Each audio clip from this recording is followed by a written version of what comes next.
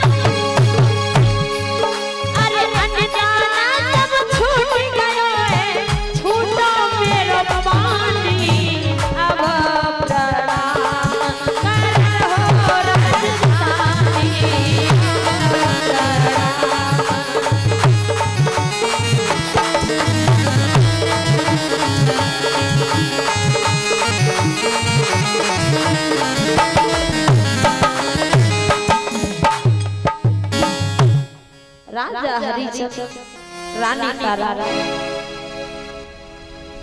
पुत्र रोहित तीनों ने अपनी जन्मभूमि अवध को प्रणाम किया, अपनी मातृभूमि को प्रणाम किया।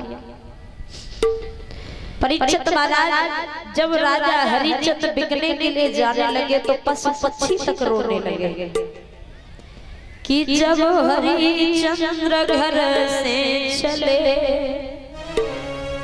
और भाइयों अवध में शोर, पशु पक्षी रोने लगे और कांपने लगे मोर। तो राजा हरिचंद्र बिकने के लिए चले हैं तो पशु पक्षी कांपने लगे हैं, प्रजा के लोग रोने लगे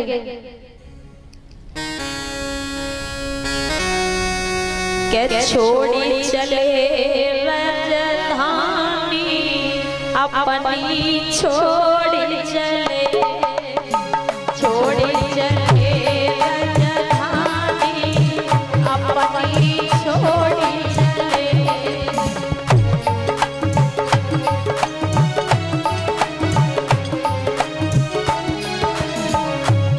अरे छोड़ी चले राजधानी, अपनी छोड़ी चले, छोड़ी।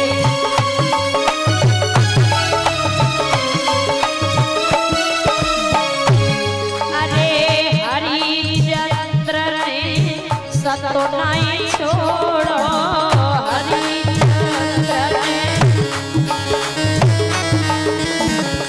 तारावती ने मोको नहीं मोड़ो,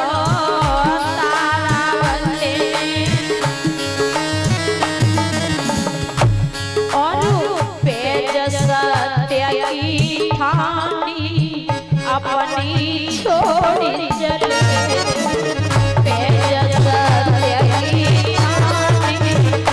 अपनी छोड़ी चले।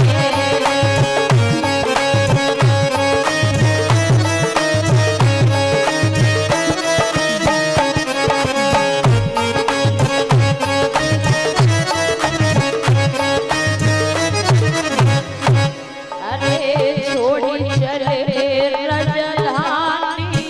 अपनी छोड़ी चले।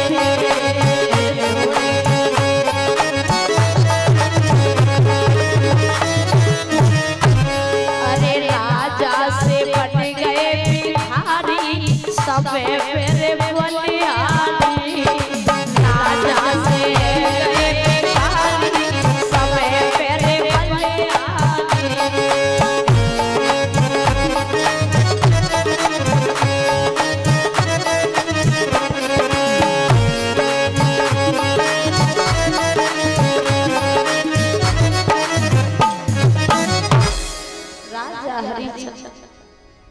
अपनी अपनी राजधानी अवध को छोड़ के जाते हैं। पशु पक्षी रोते हैं, पेड़ पौधे रोते हैं।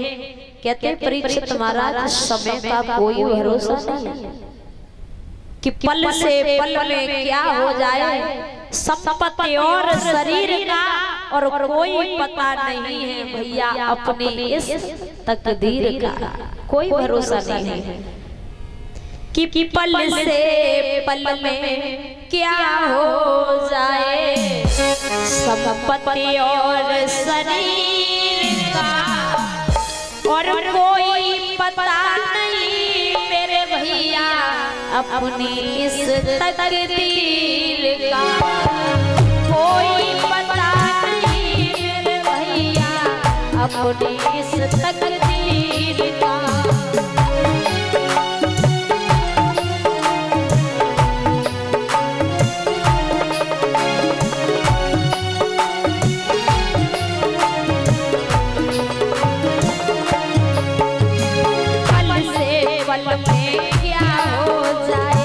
संपत्ति और शरीर का पल से पल में क्या हो जाए, संपत्ति और शरीर कोई पता नहीं मेरी मैया अपनी इस तकदीर का।